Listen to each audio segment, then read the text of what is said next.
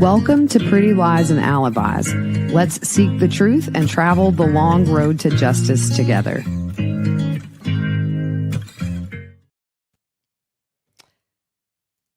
What you know, Alibiers and all these other awesome communities that are here. We have a really special live for you tonight. I don't do a lot of lives, so I'm really excited. We have the honor of having Aime Williams here, along with her co-author, Shayna Hirsch. Aime just wrote the book, The Long Road to Justice, Unraveling Alex Murdaugh's Tangled Web. Cannot wait to talk to her. What we're going to do is we're going to stagger in the different content creators to give everybody a little time with Aime to ask questions on behalf of their communities and just have fun. Make it laid back, nothing too professional. I do want to point out a couple of things. As you guys know, there's still some things ongoing with the case, so we really can't talk about Becky Hill or Egg Lady, but everything else. So without further ado, I'm going to bring Aime and Miss Shayna up on screen. Aime, good to see you. Hi. How are you? I told Shayna we've got to get a little girls' day together for the three of us. Yes. Let's do it. So how have you been? Well, I've been good. I'm a little tired right now. It's been a crazy week and weekend so far. Yeah, well, so many people have been excited all week about this, just to pick your brain about your time as a deliberating juror and see what that was like for you. Talk about your book. And so the first not a question. The first thing I want to say to you is, girl, if you don't play poker, you should, because I could not read you at all. It got down to the point to where I was like, what does that eye blink mean? Like stone face. If I didn't have my mask on, you probably would have. So yeah, okay. Well, there you go. Yeah. So have things gotten back to normal since this huge trial here in South Carolina for you? Pretty much. I mean, except for the book thing and, little things here and there with Alex wanting to be free. But otherwise than that, it's been fine. Yeah, it seems like every time you turn around, it's creeping back in the news again, Yes. just all these crazy things. We'll see where it goes. But so just on behalf of some of my listeners, a few questions, and then we're going to bring in Joel from Surviving the Survivor first. What evidence for you did you feel like was the strongest? What was that one piece where you were like, there you go? Well, the strongest was definitely the Snapchat video where you could hear Alex's voice. And then where every one of his family members that was questioned and friends and associates, coworkers or whatever, they all 100% said it was him. And of course, you could easily tell it was, Yeah. So that was the strongest piece for me. Yeah, I think that was, and we hadn't heard that until trial. And I think right after that clip played, you could hear a pin drop in that courtroom. Yes. It was huge because, he had this story that he wasn't there, and then bam, he's right there. You almost wonder, had that not come out, would it have been as strong of a case? I guess you could debate that all day long. Well, Shayna, so you helped write this book. Can you hear me all right? How are you doing? I can see and hear you good. You look fabulous. So how have you been? I'm doing just fine. I remember that Alan Wilson said in an interview that if it wasn't for the Snapchat video, that he couldn't have even brought the case. Right. Yeah, that was it. But yep, I'm doing great, and we're so glad to be here with you and everybody else. Yeah, it's super fun. So I've got to figure out how to get Joel up. I'm going to bring Joel from Surviving the Survivor on and let him ask some questions on behalf of his community. And by the way, if you're here from another channel, go like everybody's channel, subscribe. It's how we grow. And hopefully in the future, we can do more of these collaborations. I love it. All right, here is the man, Joel from Surviving the Survivor. How are you, bud? Hey, Doing Joel. well. How are you? Is it Good. Shanna or Shayna? It's Shayna. My Shayna. mother did not put a Y in that thing. Shayna and Aime, great to be with you. Gigi, thanks for doing this.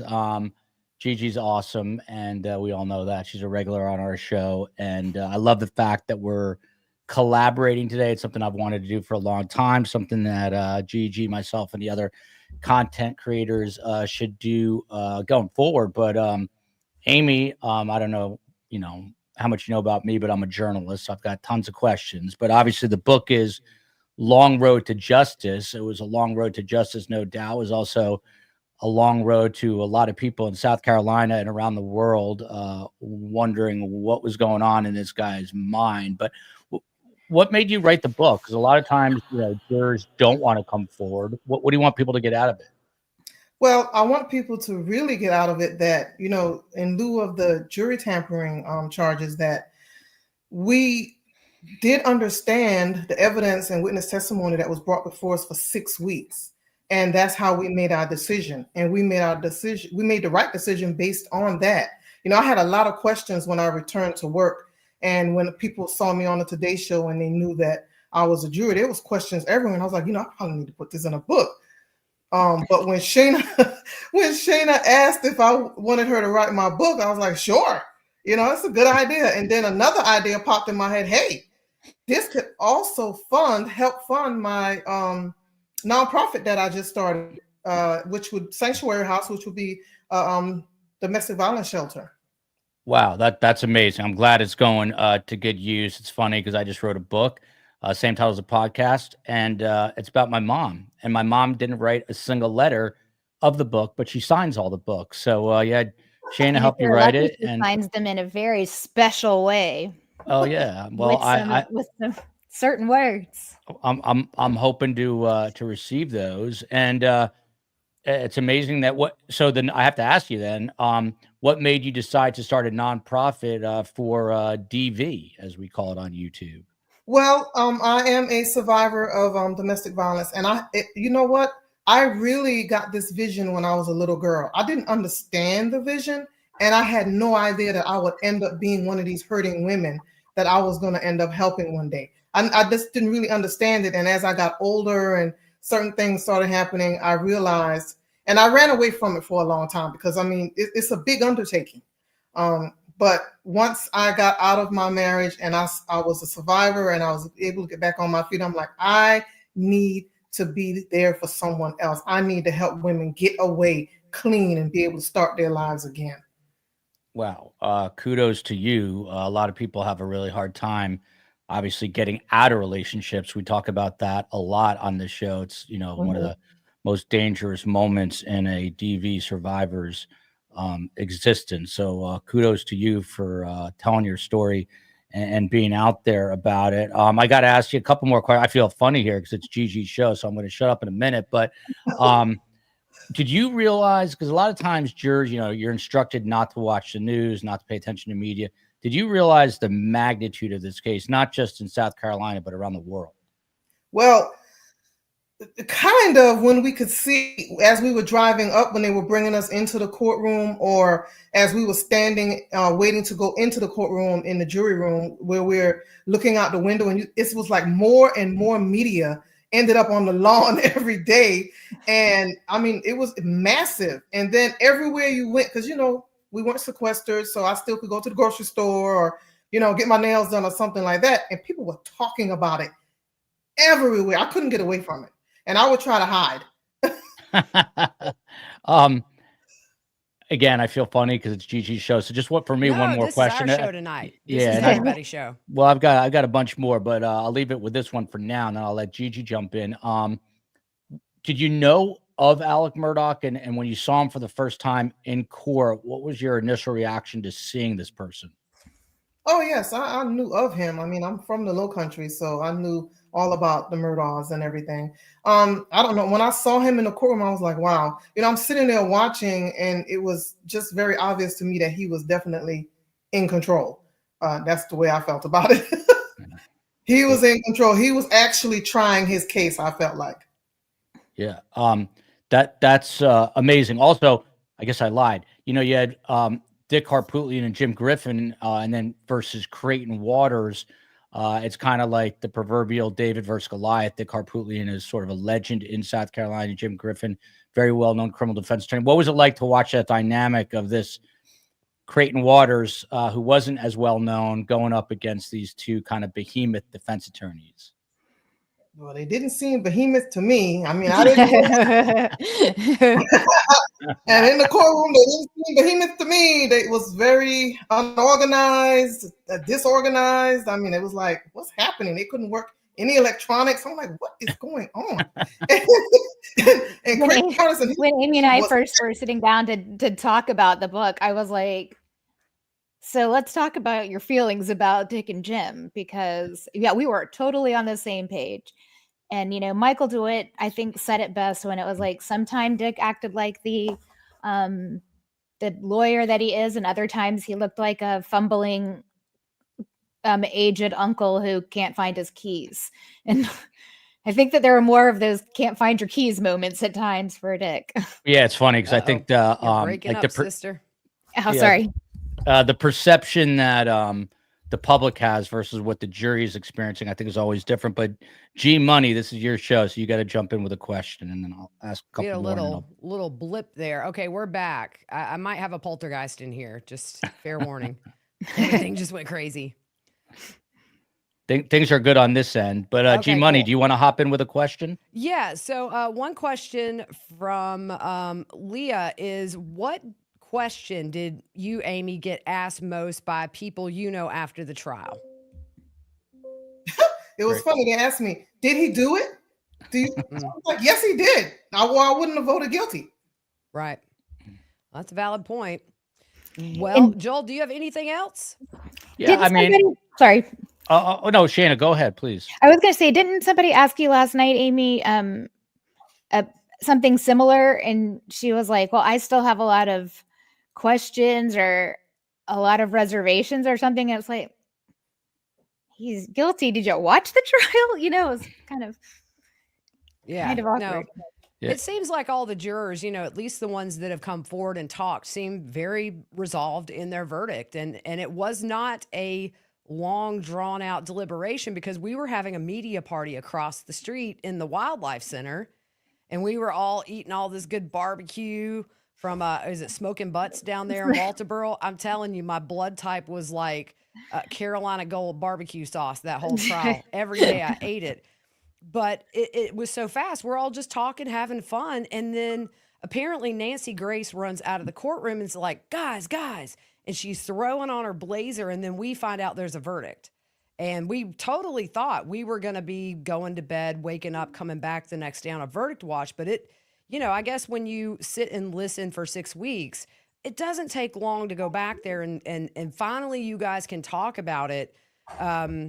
But with that same token, was there anything that Murdaugh said on the stand that you found credible? No. Okay.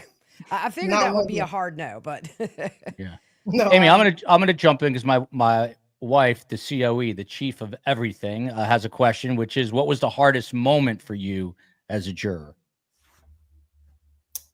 The hardest moment would probably be the autopsy photos, maybe, and there might be two, and Miriam, her sister's testimony. It was very heart-wrenching. Yeah.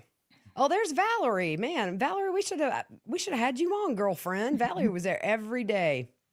Love her so much. Okay, so we are going to bring on Melissa Gordon next. Joel, thank you so much, brother, for hopping on. We appreciate it. I know you had to rush to get here, but as always, good questions, because you're the pro at this. I don't do lives and question people because I don't know, it's just not my thing. Yeah. Well, Amy, I hope to meet you one day, and thank you for your service. And Shayna, thanks for helping get the story out there. I think it's really important. So thank you for doing the DV nonprofit, Amy.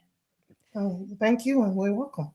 Yeah, that is a huge, especially here in South Carolina, our numbers are terrifying when it comes to domestic violence. And the Fruit Loop, my best friend who I started the podcast with, actually left to run a domestic violence safe haven in Pickens County. I totally need to get you in touch with her. She's great at getting you in touch with the people who can help further with that, with funding and everything. All right, so let's bring on Miss Melissa Gordon. And Melissa is...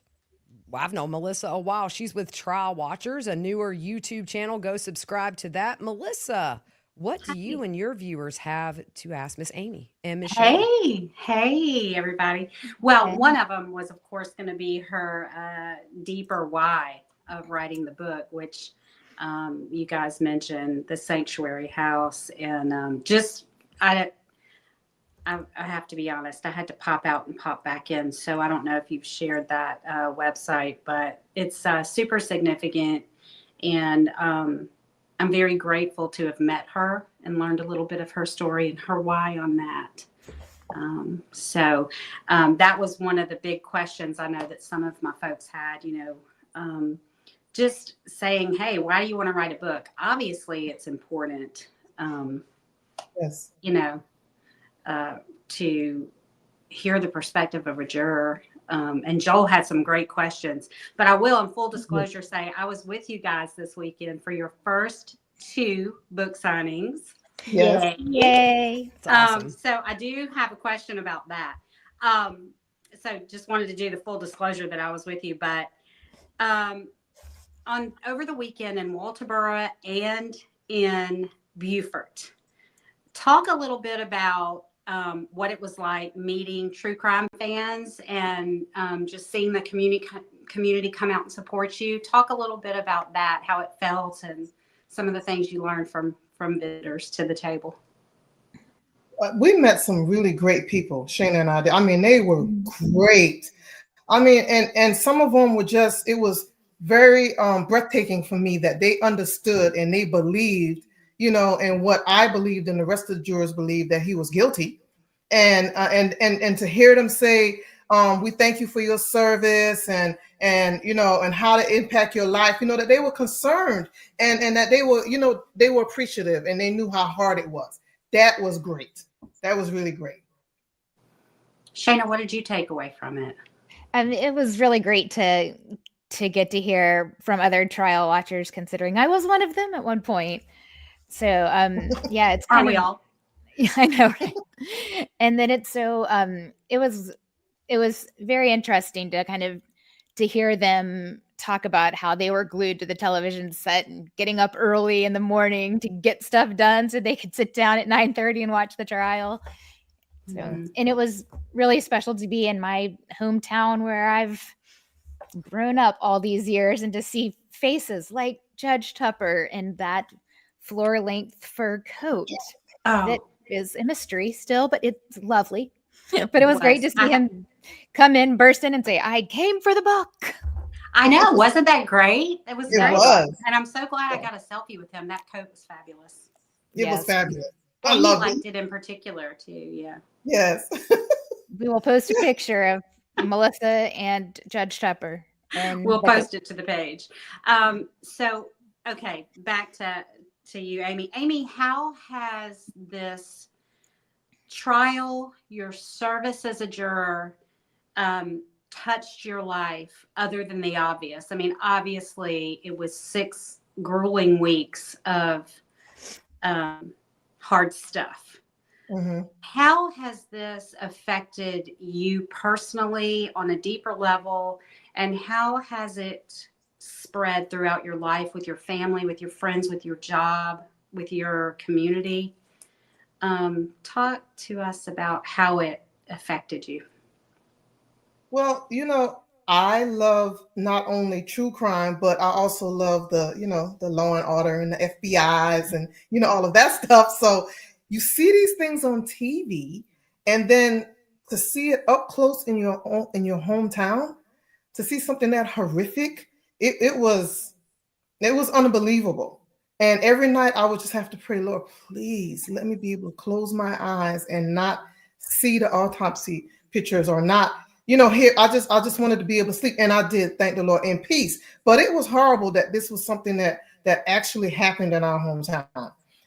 But I did learn that a lot of people were concerned. A lot of people were praying for us, and those that actually knew me, because there were only a few people at work that knew, the immediate people, and then my parents and my son that I was on the jury.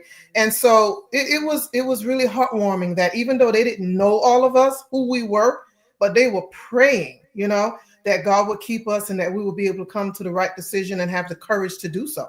So it was a great experience. It was a horrible experience, but it was a great experience because we know that this has to be done because crimes are committed and you have to be judged by your, a jury of your peers. And the justice system can be a little broken sometimes, but it is the best one that we have right now. And so I was a little hurt when the jury tampering thing came out, because I felt like, my God, are you telling me that everything that we did didn't matter? I mean, I don't understand what's happening. That was very hurtful. And I just felt like our character was being defamed, and that everybody was thinking that we were just mindless robots. And it was, but I do understand that we did know what we were doing. We didn't do anything wrong, and we made the right decision. And this is one of the main purposes for writing the book. Yes, I would have to agree. And getting to know you on a deeper level, and just knowing from our conversations that the integrity of the jury was kept, was the most refreshing thing for me to learn. And you're right. I mean, the questioning of the integrity of the people who gave 6 weeks of their life, that's a pretty yeah, ick. Yeah.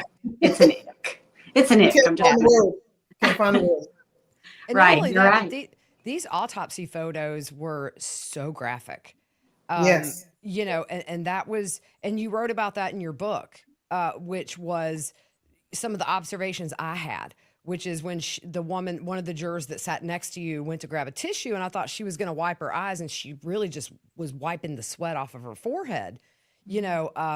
People don't understand that when the verdict is rendered, you guys have to go home and see what you saw, and try to learn to live around what you saw. Because the thing is, people that don't choose to go into forensics or into a medical examiner, you don't necessarily desire to see the worst in humanity, which is Paul had his flaws for sure, but a young man who was brutally murdered by his own father, to see that photo and know how it went down, how did you resolve that with yourself, that was part of your job, but not to take it home with you and make that a place to dwell? Prayer. It's prayer. I'm telling you, I had, my faith is what kept me. Mm-hmm. Oh, that makes sense, because I know, for me in the Lori Vallow trial, seeing the autopsy and crime scene photos of JJ and Tylee, it was something that I see crime scene photos a lot, but those still stick with me. It's just, you hate to see it. But I do have a question from Ms. Barb. What do you believe was the true motive for the murder, in your opinion? Well, I believe that desperate people do desperate things. And there was a lot. He was a very selfish person. The Murdaugh name meant a lot to him. It means a lot to him. And there were a lot of things going on. And honestly, I don't think we can pinpoint just one thing as a motive. I know that the financial crimes were a part of it. I don't think it was the main thing. I think it was a perfect storm. And so I don't know, unless he tells us, I don't know if we'll ever know exactly what his motive was, but it had to be a combination of things, I believe. And I think too, just with the boat crash, that really was what sort of lit the fuse. And then that goes back to Paul, because beautiful Mallory lost her life. These other young people were injured, and there were civil lawsuits where his finances were starting to be really scrutinized. And I think really, for me personally, that's where the fuse was lit for that. Okay, keep going. I just had to jump in there for a second. I love it. Well, Shana, I know as a trial watcher, a lot of our followers are wondering how going to the trial affected you. Was this your first trial you attended? And will you go? What's your next trial? I know, right? That was technically the first, with the exception of the 9th grade government trip to a trial that we were only there for like 2 hours, but I never forgot it. Yes, and I was there on just the perfect day, and I got to meet you for the first time, standing in line. Yes, I was standing in line, everyone. Standing in line, yes. Really was. Lest we forget that. Yes. But yeah, so we happened to be there. My friend Dee Dee Black and I were there on the day that Alex got on the stand. And in the book Trial Watchers, when I wrote my first essay, one of the things that just really shook me to the core was watching Alex come into the courtroom and how he was laughing and cutting up with the guard. And then he gets on the stand and the snot starts running and crying. That just showed this level of insincerity to me, that he could just switch it on and off. You're defending your innocence, and you can just go from laughing and joking to crying as soon as the jury walks in. That was very bothersome to me. I agree. Yeah. And so I'm hoping to go to a hearing in North Carolina. Avante Devon, who is this monster mom, House of Horrors, adoptive mom who had 2 deceased children in her care, for lack of a better word, care. So that is coming up. One of her hearings is in January, and then the trial will probably be a few months later. So I'm hoping to cover that as well, and go to that. And I would love to make it to Donna Adelson's trial if that ever happens. Yeah, we keep saying we're going to go to that, and we still exactly. And then I don't know. I think she's trying to rival Sarah Boone for the number of attorneys. I don't know. It's just attorney drama left and right over there. Yeah. So I'm going to put up this question here. How did you feel about Harpootlian pointing a gun at the state's table? We were all like dunking. I'm going to say, yeah, I'm like, idiot. There were a lot of things that he did, and I'm like, he is an idiot. What is going on? Is this for real? Is he putting on a show? It was funny because we all knew the gun was safe to be in the courtroom, but at the same time, it's, he's kind of smiling, and we're all kind of like, oh boy, let's just duck down in our seat just in case. One more question. How did you feel about Judge Newman? I love Judge Newton. He is the best man, besides my father, that I have known or met. He is full of wisdom, full of grace, but he has a posture of authority, and so and he's a protector, and he took care of us and he protected us, and I just feel like he is the best. Yeah, he was amazing. I mean, he's definitely one of the best judges I've ever had the privilege of sitting in his courtroom. One more question. As a juror, did you guys look out into the gallery at all? To all of us that were staring at you guys for 6 weeks. Yes. Yeah, we would look out sometimes. I mean, I would look over sometimes, and like Valerie, we would notice that she would be staring. Sometimes it seemed like Valerie was just staring right at us, and I was like, what's wrong? I was thinking, what's happening? But now I understand, she's a journalist, and she was trying, to get the gist of everything that was going on within our heads, maybe. Yeah, and that's, he didn't allow laptops or phones. And I always say I still have writer's cramp from that 6-week trial. I have 12 books or composition notebooks I filled up. But, I was going back through looking at my juror notes in preparation for this, and it was like, and then I had your seat, and then every day a note, nothing, can't read her, stone face. Yeah. Okay. Well, I think now what's that? I said, if I didn't have my mask on, like I said, you would have been able to, believe me. Yeah, you got away with that mask, but I was like, man, can't crack this one. All right, well, thank you so much, Melissa. We're going to bring on Miss Kathy from Gossip, Rumors, and Innuendo, who absolutely cracks me up. I'm going to tell you right now, you make me laugh so hard. It's so good to have you on here. How are you? I'm great. It's so good to be here. And all of a sudden, my dog is trying to get in my lap. She wants to be petted. That's Hello okay. there, true crime friends. We are pet friendly. Hi.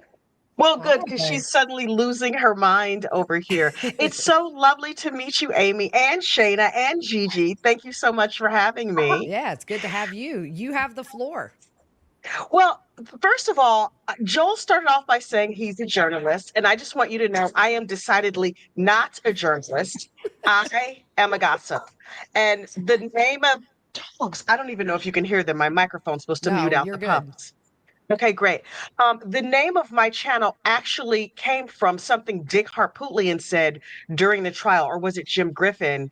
He said, "We are not here for the gossip, the rumor, and the innuendo." And I thought, that's exactly why I'm here. That's what I want to know. I want to know about the crime, but I also want to know like all the scuttlebutt. So, Miss Amy, I have to ask you, during the pendency of this trial, what were people saying to you in the grocery store? Well, first of all, no one knew that I was on the jury. It was just that people were having Oh. conversations.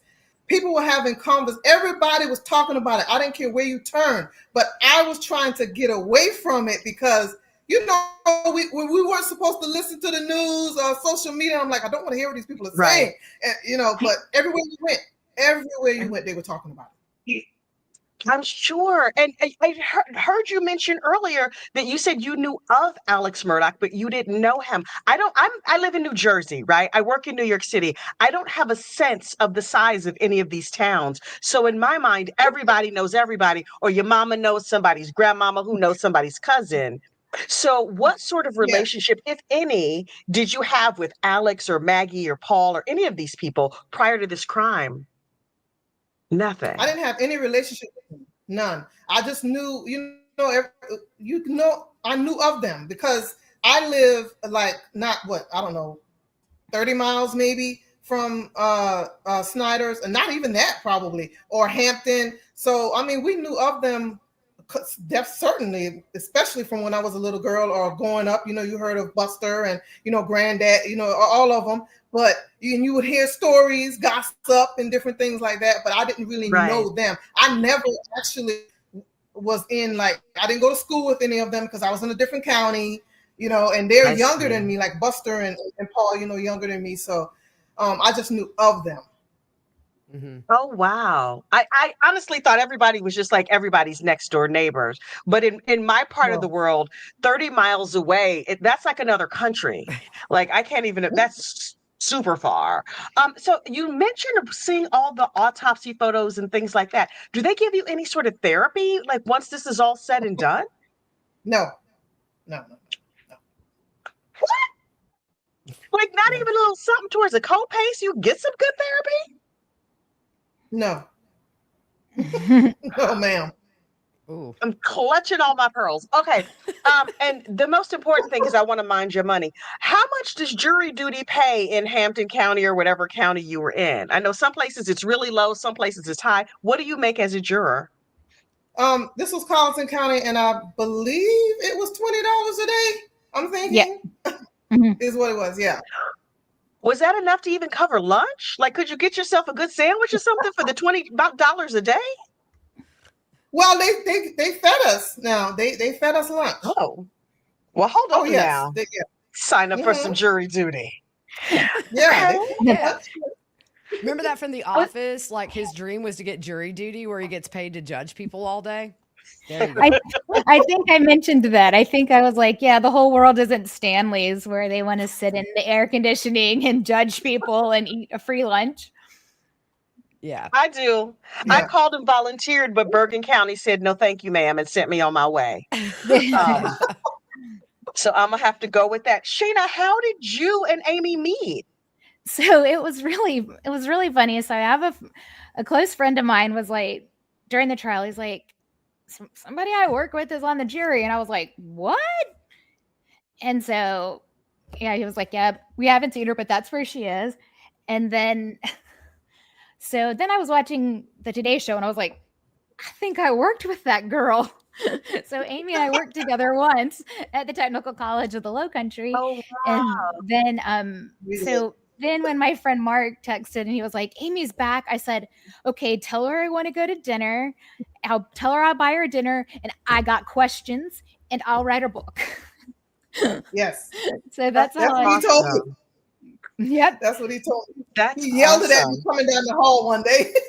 Amy.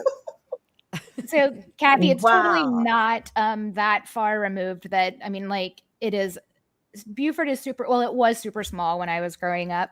I couldn't do anything wrong. I was terrified of the fact that my father and mother knew everybody in town. I couldn't get away with anything. So yeah, everybody knew everybody. So yeah.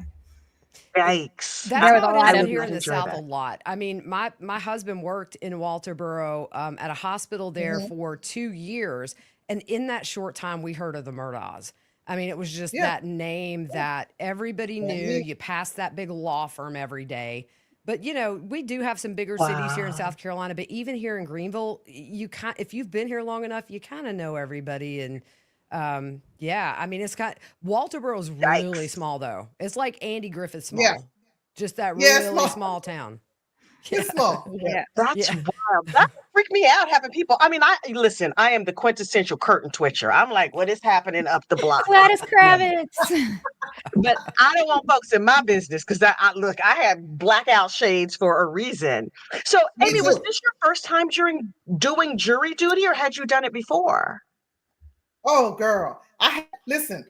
And In when I chapter started, 1. yeah, this was my third time in Okay. what, 3 months? I think in 3 months. Well, let's say 6 months, my third time. I had never been called in my life. And then all of a sudden I got called for this. I told my boss that one day and I knocked on wood. And then the next week I got a summons. But I got out of that one because it was a sexual harassment case. And I told the judge that I can't do it. And I said, because I was, not sexual harassment. It was a sexual, she was raped, I guess you could say. And I was raped one time. And I told her, I said, I can't, no. And I came out of an abusive marriage. Yeah. Like you could be objective. And I was like, I would love to say yes, but I can't say. And she said, well, I'm going to dismiss you. And I was like, thank you. So then a few weeks, the next month, I got another summons. And it was for a 3-year-old car accident. That happened 3 years prior. But I ended up being an alternate. So that was only 2 days. And I didn't get to deliberate. And that was it. And then all of a sudden, a few months later, I think it might have been a month later. I don't know, a few weeks or a month later, I got this one. And it was so thick. And when I got it in the mail, I was like, why is the clerk of court, why am I getting another letter in the mail from the clerk of court? What is happening? And why is it so heavy? Well, Why Walterboro is was it small. so heavy? What made it so heavy? It had a questionnaire in there. It had a letter in there explaining, that you were called, but there was a question. I can't remember how many pages the questionnaire was, but it was back and front. And you had to answer the questionnaire. You also had the summons in there, and you had to send all of that back. Oh my God. I hope it was postage paid. People are asking who you are, Kathy, because they love you. This is Kathy with Gossip, Rumor, and Innuendo. Go subscribe now because I'm telling you, y'all, I go watch her channel when I need a laugh. Yes. Every morning for 20. Thank you so much. Every morning for 20 minutes, I break down the latest true crime cases. But here's the thing. So much true crime can give you like PTSD and panic attacks and drama and all of that other stuff. And honestly, I want to engage in true crime, but I don't want to have to go to a therapist because I engaged in true crime. And so I talk about it like I sit down with my girlfriends like, oh my God. Like that is the spirit with which. And you don't come to my channel for facts. I'm not Reuters. Like FACTS, go on over to Surviving the Survivor. I'm there for facts. FAX, whatever I heard, whatever I saw in a Reddit comment section, what I heard Gigi say. You know what I mean? Like, it's just a couple of friends having a kiki. That's it. That's the best kind. That's it. People are asking, was the lunches good? Reporting live from my sofa, who will be on in just a few. What about these lunches? We had the food with the breaking trucks. news. They were good because we got them from all the different restaurants. We got them from a couple of the food trucks that were out there. So yes, they were real good. Smoking butts. Now I want to do jury duty real bad, mostly for the food. Yeah, those food Yeah, it trucks, was man, they were good. so good. Yes. What was your recovery time? Like, what's, like after, now that you've done jury duty 100,000 times, you've had like the case of the century. What was your recovery time after verdict? Well, I mean, I used to work 2 days from home, Thursdays and Fridays. I would loved it when Wednesday got there. That my Friday, kind of, because I didn't have to get up early. I could just Yeah. shower and then put on my house clothes. I didn't have to put on makeup. I didn't have to do it. It's the best thing. But I told my boss, I was like, yeah, I will not be working from home for a while because I've been locked up in this courtroom for 6 weeks. So I will not be doing it. So that kind of helped with the recovery, being back around my coworkers and going to work every day. And of course, just getting back into routine with everything. So it didn't really take that long to recover. Okay. It was a little hard. But then when the jury tampering thing came in, it kind of it was like being punched in your gut. When I was a little girl, my brother used to punch us in our gut, in our stomach, me and my sister, and knock the wind out of us. That's what it felt like. Yeah. I was so mad. I was so, I mean, it was none of my business. I was just sitting in my house, but I was so mad for you guys. Are you Yes, in touch with any of the other jurors still? Yeah, I'm in touch with a couple of them. We kind of grown close. We talk and we text every now and then to see how each other's doing and everything. Sometimes we might see each other. Yeah. Yeah, That's you guys were in the beautiful. trenches together. I mean, it's a big deal when it's almost like you bond over this tragedy. One quick question: did Harpootlian or Jim show up at your door when they were inquiring Wow. about the jury tampering? No. It's a good question. No? Okay. And I don't live down on that road, just so you know. Something gosh. tells me you were not going to have time for his shenanigans. Even I if he was not. showed up, it was not going to be a good experience for him. He was going to get his feelings hurt. So it's a good thing. Yes. You were going to bring full auntie energy to the situation and let Mr. Poot Poot know what time it was, I suspect. Yes. I feel that in my Yes. spirit. Yes. Yeah. Yes. You're right. Did you know any of the witnesses? Because I know it's a relatively small community, but you don't live, right next door to any of these people. I know you've heard of the Murdaughs. You didn't know any of the witnesses either? One of the witnesses I did know from a while ago because I used to work for his parents. They're deceased now, but they used to own their own business. And when I first moved here after my divorce, I used to work for them. He is, I think he still is the fire chief. I knew him. I don't think he recognized me. When he got on the stand, I was like, whoa. Because I hadn't seen him in so long and everything, but I was like, hey, I know him. Yeah, I know. He's still a fire chief. Well, we had one juror. We called him GQ because he always wore a suit every day. He always looked he was a very young man, always wore the suit. He had a relative that was a first responder, if I'm not mistaken. Yes. Yeah. He was a cop. Yeah. Oh, okay. A cop. Yeah. Okay. He was the one that was on the Today Show with us. Yes. That's right. Yeah. We just called him GQ. Yes. Because we didn't know your name. So we just always called him GQ because he has a little blazer on, his little coffee cup every day. He was adorable. Yes, he is. Yes, he is. So I'm going to add something really quickly to Kathy's question, if you don't mind, about knowing people, right? So this is a really cool story about knowing witnesses. So, well, it wasn't cool when all of my videos disappeared one day in my Blackboard class, and I was panic stricken. So I don't remember the cause. I've repressed that. But so when I was looking for old videos, all of a sudden, all of these uploads from like 5 years ago, Laura Rutland. So she was in my class. She was in my online class, so I never saw her. But remember Laura Rutland that was on one of the cops, the one that was in the back that night taking notes. So it was like, Laura Rutland was in my class. So I immediately emailed her. I was like, it's my favorite female cop right there in my class. And she's like, oh, yes, Ms. Hirsch, that's me. So that was cool. Oh, wow. Yeah. Do you think being sequestered would have made a difference? I really, I mean, I can't answer that, but I think that you guys did an amazing job. No. And I have to tell you, being able to come home and sleep in your own bed was a blessing, and it helped. Yeah. I don't know what would have happened if I had to. No. Yeah, I agree. It's a tough thing, you know, to be Yes. separated and not be able to really have free contact with your family, watch TV, things Yes. like that. I know Yeah. there was some times where And I just think they decompress. right, yeah, and Yeah. just be in your own environment and not in some sterile hotel room and you know, the people you talk Yeah. to are the jurors. My question is this, when you guys first went back when you got the case, did you guys just take a vote? Like, let's Oh, raise our and hand. deliberations, you mean? Yeah, Yeah. after you got the case.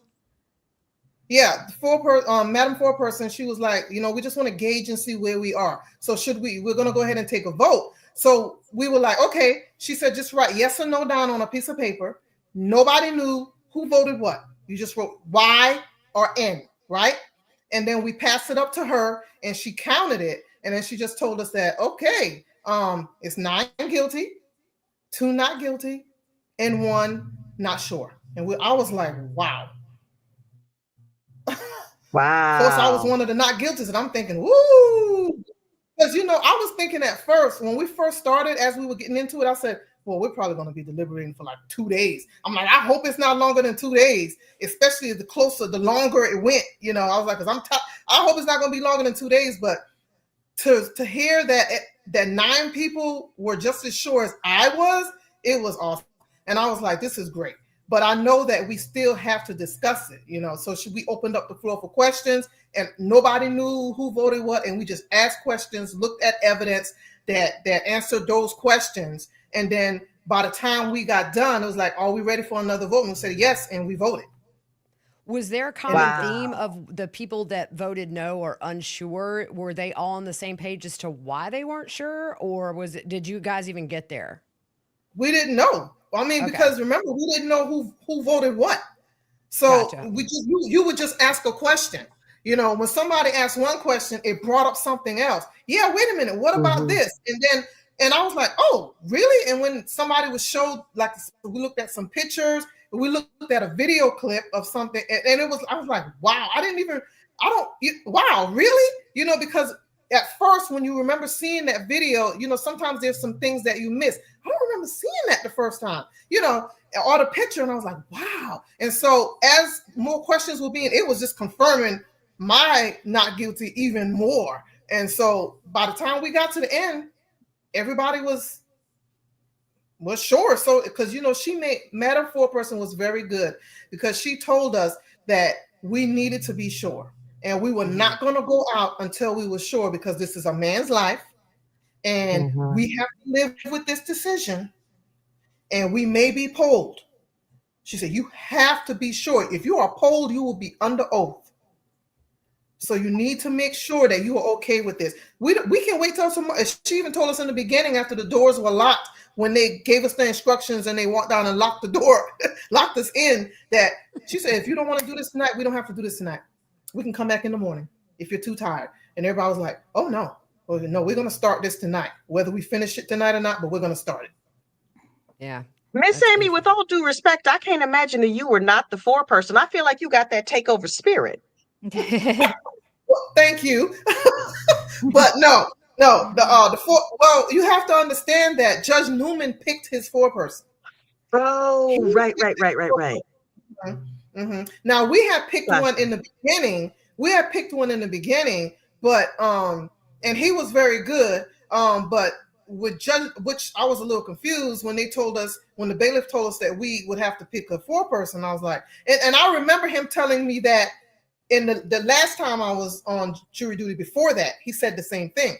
But when we went out, Judge Newman specifically said that he would pick his own foreperson. And I guess everybody else must have forgotten about that, because when he picked his foreperson finally, there was an uproar. He was like, what? I'm like, why are y'all confused? He said he was going to pick his own foreperson. I don't know why everybody confused. And he made a very good choice. He is a good leader. He made a very good choice. Good. Excellent. Well, Miss Kathy, do you have any other questions? And I'm telling you, we got to collaborate more, because you are my kind of person. This has been so fantastic. I know there are other content creators waiting to jump on. Some of them are good friends of mine, and I am going to step back and let those friends have their questions. Thank you so much for having me, and join me over on Gossip, Rumor, and Innuendo 5 days a week for all the latest true crime gossip. Yep. And Kathy, you should go to our website, thelongroadtojustice.com, and buy yourself a copy of our book, because you'll recognize a lot of funny things that I said in there, because I took it from you. I didn't say shut up pills. I said be quiet pills. Yeah. And I used test a lie, but every time I've been asked, I've given you credit, and you're credited in there as well for your humor. So thanks for keeping me Thank keeping you me so smiling much, during the Jada. writing You're process. I so watched your kind. videos at every break. It was such a nice little break from all the heaviness in that courtroom. I was like, I got to see what this girl's saying right now, because I need to laugh. Something utterly ridiculous, no doubt. I don't even remember what I said, because I just talk, I don't listen. You just have a gift for making it funny, but Yes, not you in a do. bad way, just in a very Yes. appropriate, like we Yes. need that way. So you keep doing you, girl. Yes. You guys Thank are you so very much for coming sweet. on, Kathy, and we will see you Thank soon. you, thank you, thank you. So, Amy, one thing I want you to do when we're done is send me the link to your nonprofit if you have a website set up. I'm going to put that in the description for people if they want to go donate or learn more. Do you have a website Okay. yet? Yeah, let's put that in the Yes. description. I'll Yeah. put it on all my social media. We want to support that because we got to help women get out of these situations. It is Yes. literally Thank life or you. death. And so before I bring in Miss Francoise from Real Talk Bougie, I have a question for you. What were you thinking when you had to evacuate due to the bomb threat? Oh, that was so crazy. It Because was crazy. I mean, I saw when the person went to Judge Newman, but I wasn't sure what was happening. And then when we went to the back, we thought we were just going on a break. But right after we got back there, one of the bailiffs came in and they were like, "Get your stuff. Let's go. Let's go." And we were like, "What? We're going back? No, come on, come on, come on." And we were like, "What's happening?" And they were just rushing us out. And we didn't know what was going on until we got to the van and they said, "There was a bomb threat." And I was like, "You have got to be kidding me." They got you guys out of there. I saw, Yes. so Murdaugh, like they sped him out of there, and then you guys were right behind. I was like, there Yes. they go. So we were it was a hot day. It was like the Yes. hottest day of the whole trial. And I'm walking around for an hour and a half for a Law and Crime Network, talking to people, like melting on screen. And, ended up just being a fluke that this person happened to call in during this trial. But yeah, so that was a little excitement for that day. We're going to bring in Miss Francoise now, Miss Beautiful Francoise. Thank you so much for joining. You guys go Thank you subscribe for to her having channel. me. Real Thank you Talk for having Bougie. me. Go subscribe now. Great channel. What do Thank you you. have for Miss Amy and Miss Shayna? Gosh, I've been listening. So many great questions. Every time I'm just like, oh man, okay. Okay, so let me just start with this. So nice to meet you, Amy, Shayna. Thank you. And Gigi, thank you for having me on. I really appreciate it. So you mentioned in the deliberations, immediately there were 9 for guilty, I guess 2 or 3 for not, and 1 kind of standout, wasn't sure. When you guys were looking at videos, what videos were you looking at? Was it like the Snapchat? Like what was the video? Are you allowed to say like what videos you guys went back Yeah, to? I'm not going to say what evidence we looked at because I'm trying to keep the sanctity of the jury room. So I'm Got not it. going to get into specifics of the different things that we looked at. So what about this? When you heard about the Snapchat video during the testimony, during the trial and presentation of the evidence, not in the deliberation, did you find that to be like what was anything that you heard as you are listening to the case go on as like a smoking gun? Was it like the Snapchat? Was it the OnStar? Was it the iPhone? Like, I found a lot of that data very compelling. That was kind of like interesting information that it didn't matter what anyone said. It is what it is kind of stuff. It is what it is. Yeah.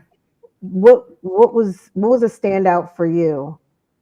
Well, the Snapchat video of him hearing his voice in the background was definitely the smoking gun. It was a standout. Oops. What? I mean, from the 911 call, you said you were not there. Oops. And then, I'm like, wow. And then the OnStar and the iPhone, all of that stuff just collaborated I and almost just died when I heard tied that. it I up. was like, Yes, "Oh my God, yes. not all of this data." What about Miss Shelley, the caregiver?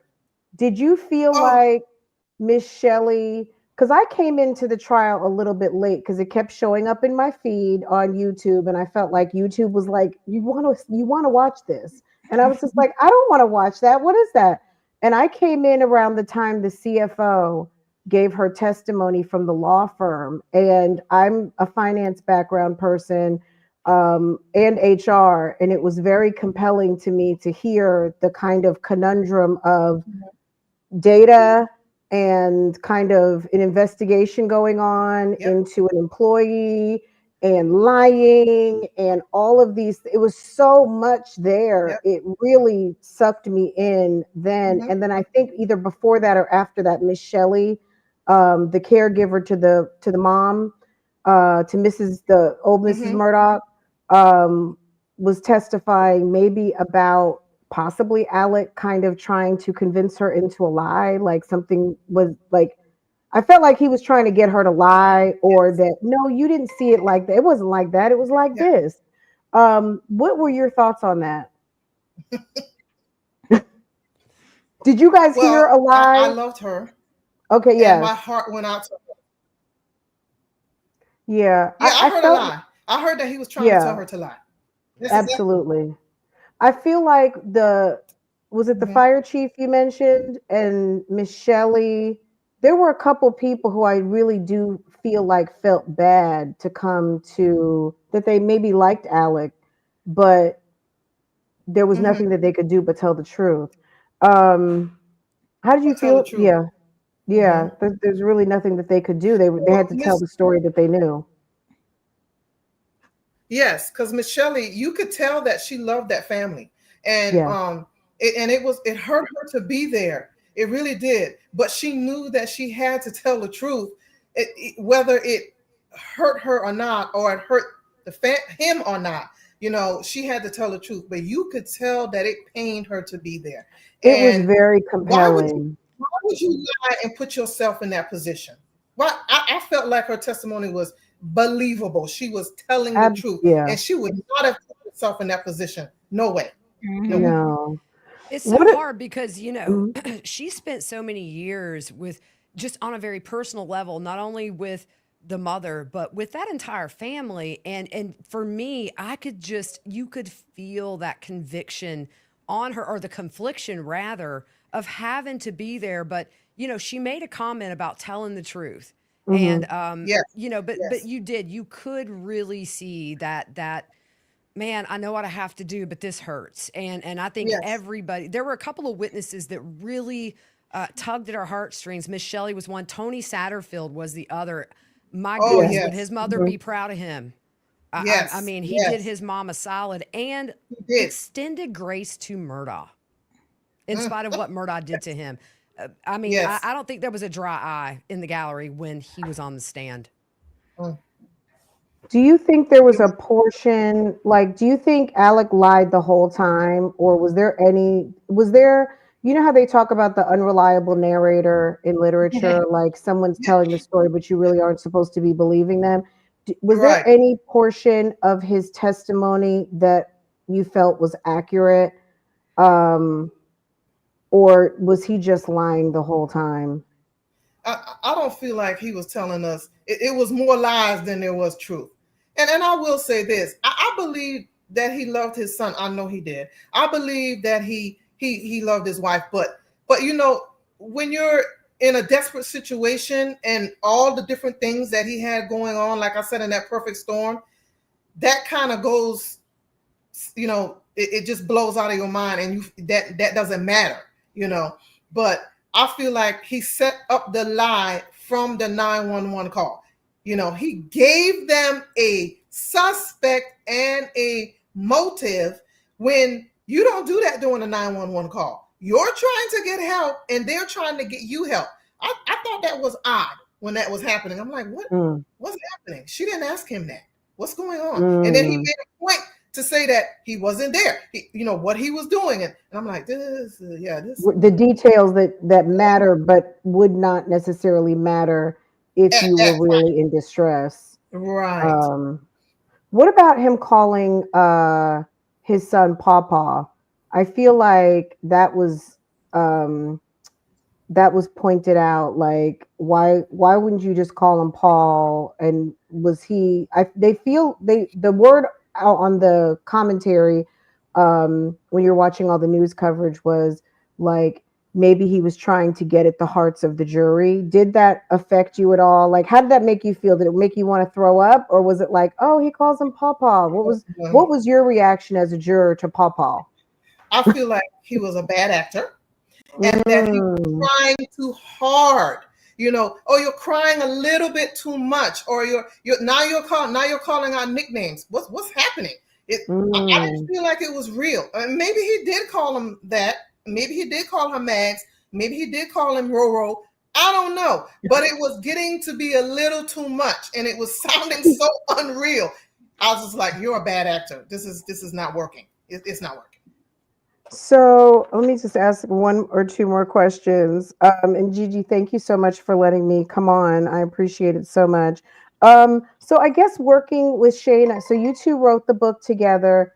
Tell us how you go from so Shayna, did you have like a point of focus for the book? Like, hey, I want this to be the angle, and this is the direction we're going to take this.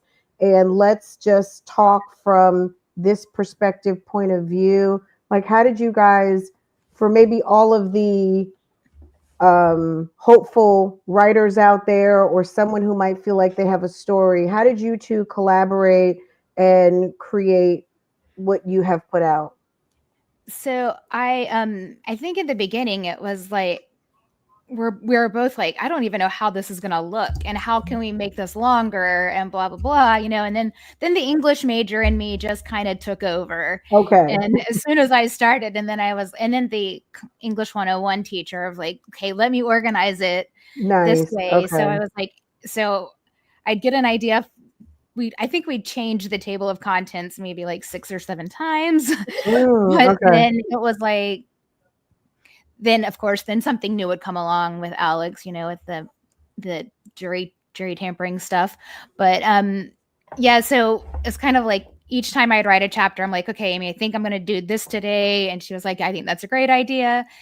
And then to have so much additional research, like from Gigi being in the courtroom, and Valerie, who was in the courtroom every day, and amazing podcasters kind of helped to build the narrative. Yeah. And also I think that there was a lot of insight into kind of telling our audience things that they might not have otherwise known, like that typically the autopsy photos are not in color, that they're in black and white. Okay, that's interesting. But this time it was in color, and Dick maybe because it was went along nighttime, with it, but didn't air in their favor, Yeah. Do you guys believe the drug like the pill popping, the amount of pills that when the prosecution did the math, because like I said, I'm a math numbers person. When they did the math on the sheer volume of pills that he would have had to consume, it was comical. Yeah. Were you all as a jury, like, or at least as you were sitting in your spot, were you doing mental math on, he couldn't have taken that many pills and still be coherent and still be reporting to work and playing tennis or doing all the things he was doing, shooting, hunting, driving, husbanding, all the things he was doing, and take that many pills? Yeah, that's what I was thinking, because I'm in finance too, and I'm running these numbers, and I'm thinking he wouldn't even be alive. I mean, a lot of pills. I mean, we need to taper that down some, because he may have been taking some, but he wasn't taking that much. So was that like a red herring? Do you guys feel, Gigi, do you think that was kind of a red herring, like the true crimers? Do you feel like that was kind of the just a random detail that means absolutely nothing. Kind of like a Sarah Boone. We were having a great day. It was an awesome day. Just that one thing they just keep wanting to say over and over and over again to take your mind away from what really happened. The Yeah, I drug mean, problem. yeah, I see what you're saying, and I agree. It was so exaggerated. I mean, that's enough to kill 10 people if they're taking that much. But, we did find out during the course of the trial, there at least was some issue where Paul was texting his dad, Mom found your pills. I just feel like maybe they were trying to use that as a bit of a crutch or almost as a Mm, justification for some things where it really just didn't fit. I mean, addiction's horrible. It changes the way people act, the way it changes every fiber of your life. But to the extent that they did, it was just so inflated that it really wasn't believable. Look, I have a learning disability in math. I suck at math. Even I was like, ain't no way. There's okay. no Yeah. way he's ingesting that many pills and That's doing right. anything but going to the coroner's office because he overdosed. That's right. But That's but right. yeah, so I think that you don't have a whole lot to work with here. And outside of the courtroom, for me, Dick Harpootlian and Jim Griffin, they're super nice guys. Hmm. I've met them. They're funny. They have a job to do, and they weren't the most popular people during this trial, but I don't think they had a lot to work with. I think that this was a whole circumstantial case. There was nothing DNA wise linking him to it, but the prosecution did such an amazing job of They piecing all did. that together They and did. making it a story. And you don't have to have DNA. Jurors can use their common sense and say, look, if I go to bed at night and it's dry outside and I wake up and the ground's wet and there's puddles on the road, I don't have to see it rain to know it rained. And I Right. think that this case was that. You guys Hmm. went back there and said, well, we don't have fingerprints, we don't have the gun, we don't have this, we don't have that, but we have common sense. And there's no way 2 minutes before Paul's phone goes dead completely forever, and then Yeah. you hear his voice, Baba, Yeah. But what always blew my mind, Amy, is on the Snapchat video and then the kennel video, Paul and Mm. Maggie sound so normal. Like there hadn't been some kind of a blow up before. Nobody Nope. sounded stressed. Nope. This was a blindside.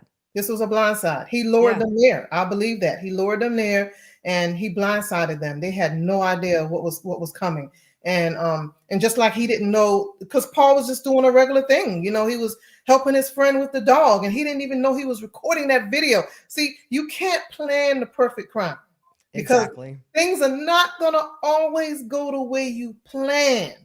And so that was I guess a sidetrack that he didn't realize was going to happen. He just didn't know what could happen.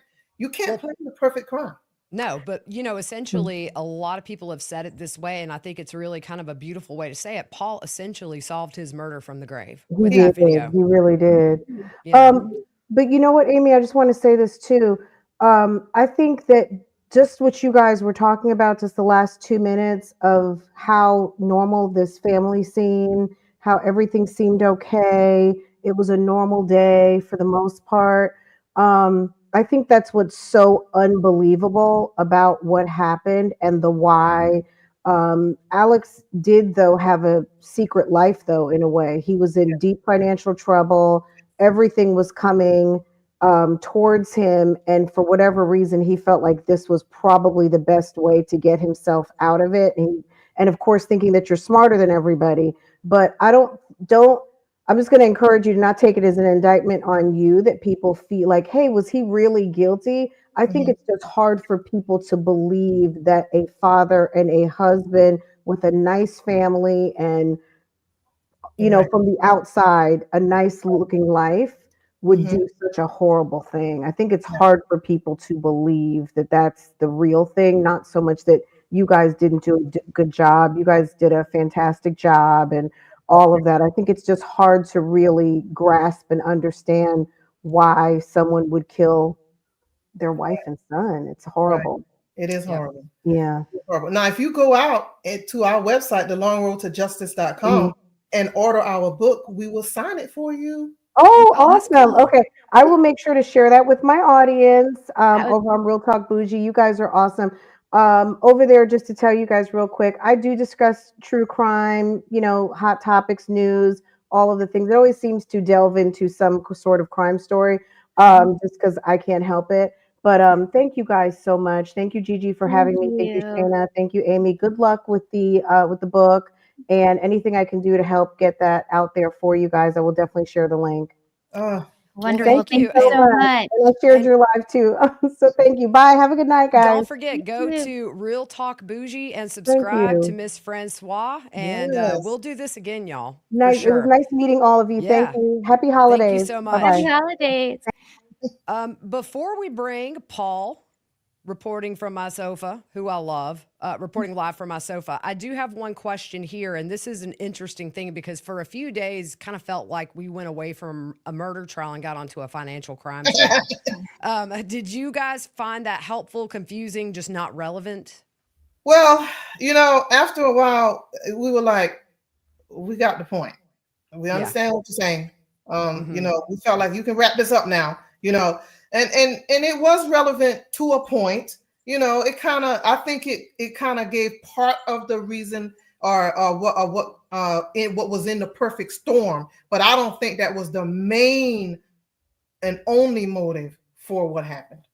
Now, I forget if it was his secretary, but she was the one that came up that talked about the financials. Boy, she did not mince words. She let it be known she was not a fan of Alex Murdaugh. And I had to bite my tongue a couple of times. I was like, I'm about to get kicked out of here because I'm going to start laughing. But she just let it rip. Okay, so we are now last, but certainly not least, we are going to bring up Mr. Paul reporting live from my sofa. He and I are talking about doing a little collaboration soon. Can't wait. Paul, welcome to Pretty Lies and Alibis. What do you have for Miss Beautiful Aime and Shayna? Hello, everybody. Hello. Thanks for hosting all of us, Gigi, and thanks to everybody who's come before. It was really awesome hearing the questions. Obviously, thank you, Aime, for sharing your experience, Shayna, for helping make that come to life and everything. So I've been listening to all the questions, so I might kind of be a little bit repetitive. And then some of the things that I ask, if you're like, no, we can't talk about that, or I don't want to like specifically speak about a specific, say, person or whatever, I totally get that. So one thing listening to you talk about like being in the courtroom and like, Alec on the stand, that kind of stuff, that I'm always curious about is like the energy level that comes with different people in the courtroom, and especially something like this, when I can't remember who mentioned like Alex like laughing beforehand and joking and then getting on the stand and doing that. And then I would see other people in the trial, like I believe Maggie's sister, who to me from like like from my side, not even being there, I was like, gosh, she seems to have like this infinite sadness that surrounds her. Was there other, energy like that, like you mentioned, Alex versus her, whatever, that you can speak to? Or even maybe people in the audience like Buster, like what kind of energy was present with the different players in the case? Well, with Buster, I would look at the family sometimes, or look over to Buster sometimes, because my heart went out to him because he's lost his mother and his brother in a brutal way. And then now, his father did this, and he's probably going to now he's going to lose his father. And but he was like stone faced. There was just really no emotion there to me. I couldn't really read him on it, but I could believe that he was hurting on the inside. I really could believe. I believe that. I believe that.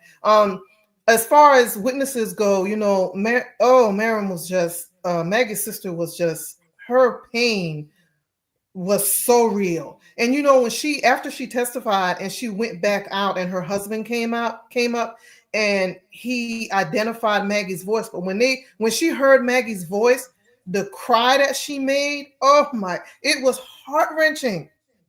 It was just, and they were, like I said, with Miss Shelley and there were just a lot of people that you could tell, even with Maggie's sister, that she loved this family. They loved them, but their pain was so real. And the witness testimony was just so believable. There was no way that anybody could have been lying. What would they have gained? This is what I was thinking. What would they gain from this? What would Shelley gain from doing this? She didn't gain anything from coming up here. She definitely didn't become rich, you know what I'm saying, or famous or whatever. So it was sobering. It was sad. It was just horrible. But it helped me, and I'm sure everybody else, to see who he really was. It pulled the mask off. It really did. Pulled the cover off, and we could see him for who he really was. And that's one of the things that I really like about y'all's book. I got my little copy. I'm going to have to get you to physically sign it, though. But was the different textures that y'all put in there that brought everything to life for those of us who were not there. Like these just little moments where you really brought all the senses in to put us there in the courtroom. And it also is such a, like I felt like it was, I lived through it with you, if that makes sense. Like it was very accessible to me. And I really appreciated that dynamic of it. And yeah, some of that testimony, it gives me goosebumps in here, hearing you even talk about it. Just some of the realness of that. Now, for some of the moments that came up, I know you mentioned earlier, like you weren't going to talk about specific evidence that y'all revisited back in the juror room or whatever, but like out in the courtroom, and I know it's like in the courtroom, this isn't like professional or whatever, but did you hear or did this go over at all? For example, when the defense was presenting the whole thing about the little dudes on the screen with multiple guns and multiple people and stuff, was there like audible lip smacking or eye rolling going on at any point that you're just like, get me out of here, give me my free food, I am done, I am going home.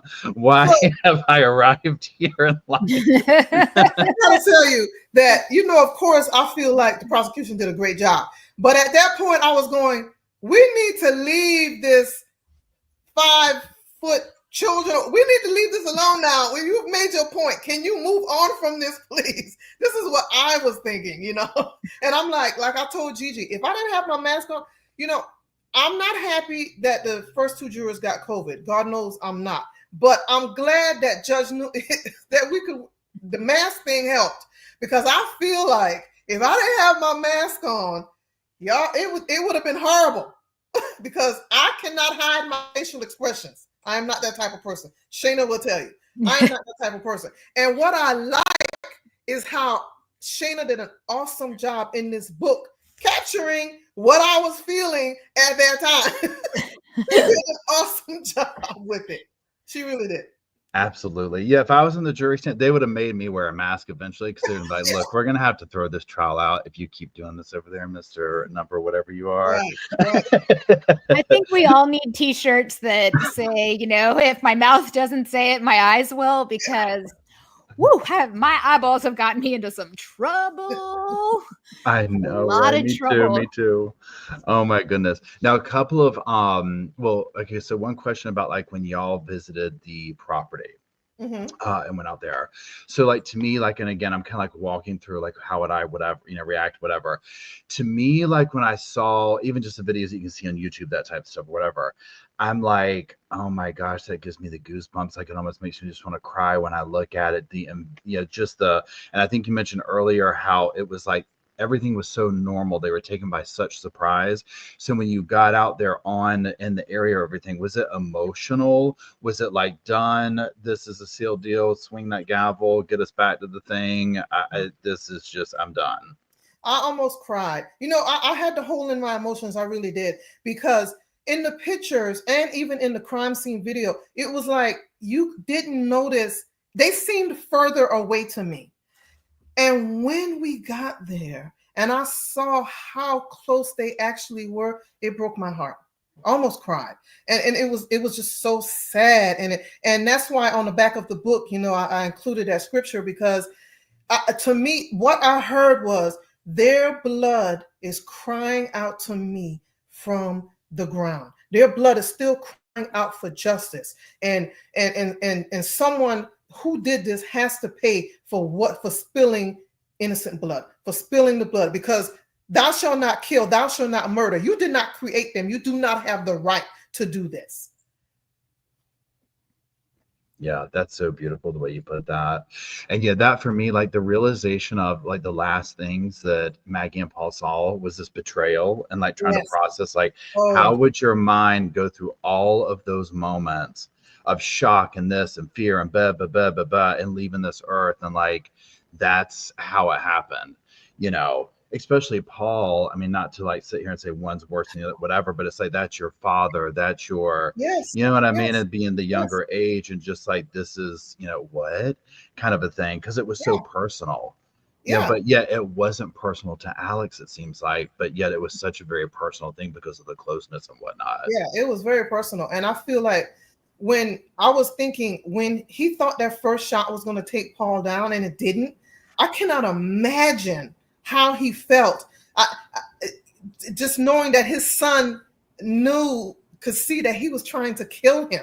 And what he was saying to him as he was walking towards him, I mean, I was like, oh my God, this is insane. And there's no telling what he was feeling. And Maggie, now he tortured her. He played with her. 5 shots. I mean, and he shot her first where she would be in pain. And it was like he was just twirling her around and he was just playing. I was just thinking, this is just so bad. And then to stand over her after she was dead and still shoot her in the head, I'm like, that is a lot of anger. And very, very personal. You know, somebody made a comment here, the best state witness, and I completely agree with Dr. Kenneth Kinsey, because he brought those last moments to life. The way he carried his body like Paul would be walking, the way he held that dowel, you know, in the position. But I remember, I think it was him, he said she was running towards her baby. She was. I believe she was. Yeah. I believe she was. I could have watched him for days. Me too. That man has a gift of explaining it to us like we're 3. Yes. And for me, it's almost like for the first time in the entire trial, I could visualize what Paul, Maggie, and Alec were seeing that night. Just a great witness. Just throwing that out there. Yeah, that helped a lot. Yeah, he was amazing. Mm-hmm. Now, on the level or on the note of, you know, talking about the pills and the money and the whatever, could you did you ever come to anything like, I think this is really, because all the money, it's like, what do you think was really going on? Or they just love spending money and he was just grifting everybody and doing this and that? I mean, they're spending money, but they don't have this money to spend. You know, it was insane. And I'm thinking, what is going on? It was like, to me, it was like almost like a soap opera, kind of watching a soap opera, you know? And it's like, do they not know? Or is he trying to make sure they don't find out that he doesn't have this money? And because they're used to just spending and doing all of this stuff. And it was just crazy. And I think he was trying to, you know, uphold that lifestyle and that image that they had, but he didn't have this money and it was about to come tumbling down. Yeah, and he was robbing Peter to pay Paul, and unfortunately, he was robbing people that were very vulnerable, such as Tony Satterfield, whose mother dedicated decades to this family. Her boys needed that money, and I mean, you know, the thing that absolutely broke me was when Paul died. He had a picture of Gloria in his wallet, and that was the only picture he had, and they called her Go-Go.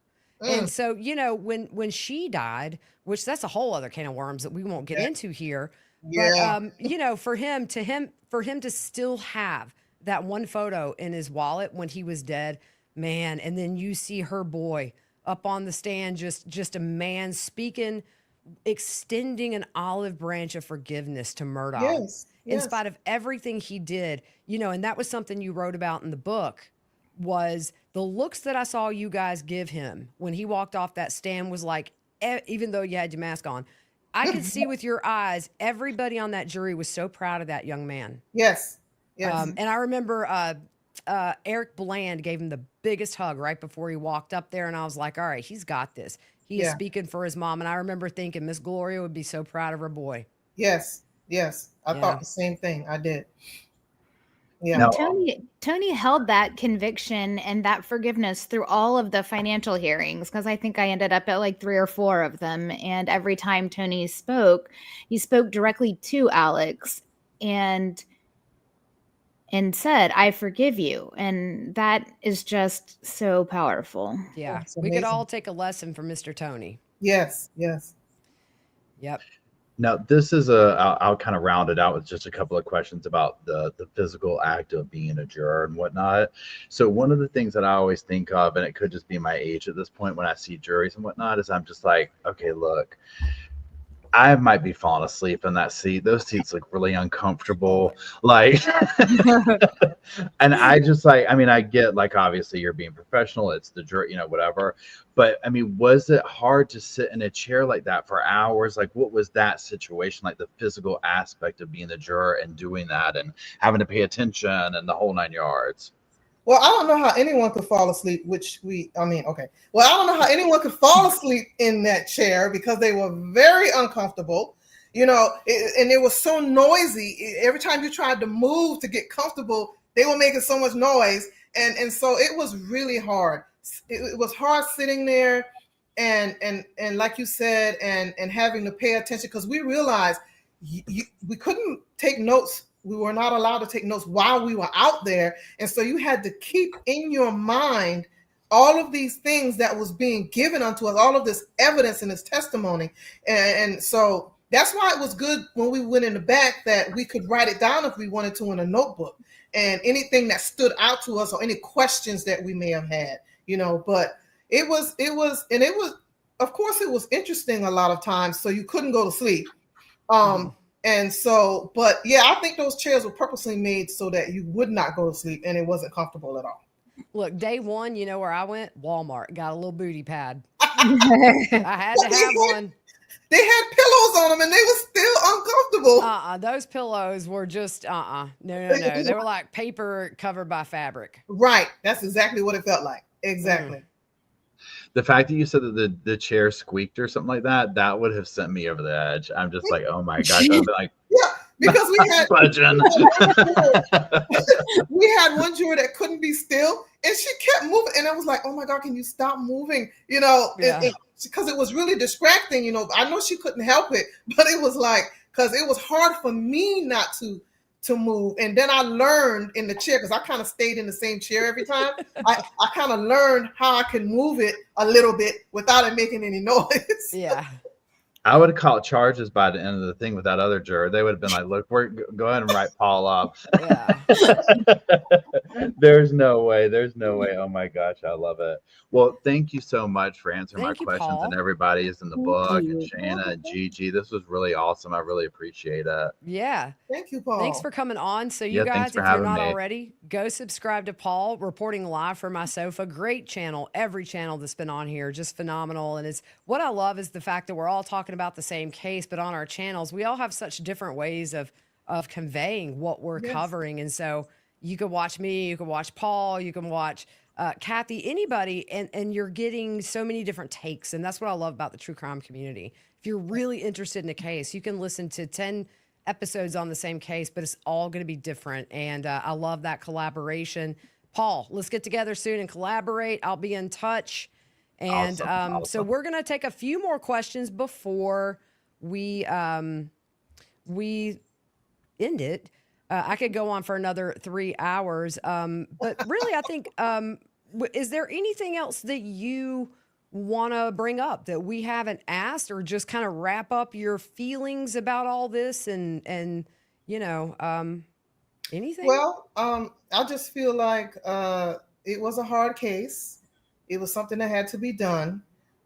We did fulfill our oath. We did what we were asked to do.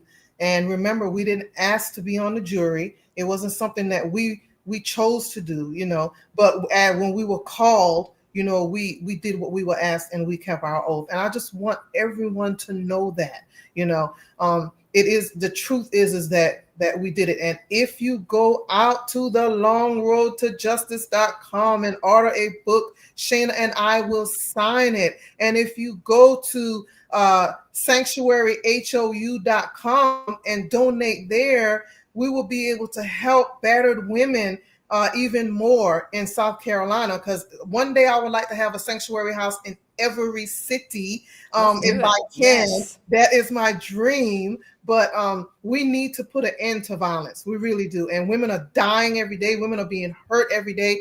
And not only that, there are some men that are being hurt as well. My son has a burden for the men that are being hurt. You know, we can't overlook that either. But I cannot minister to a man. I can only minister to women. And so this is what I've been called to do. So I just want everyone to know that this is what this is all about, to know that justice was we did bring Maggie and Paul's killers to justice, and that this is also for a good cause as well.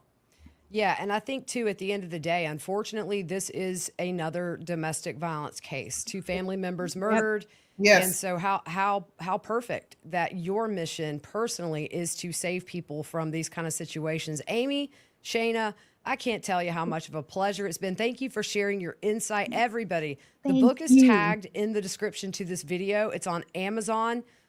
Please go buy it, because as you know, it's going to help people here in our home state.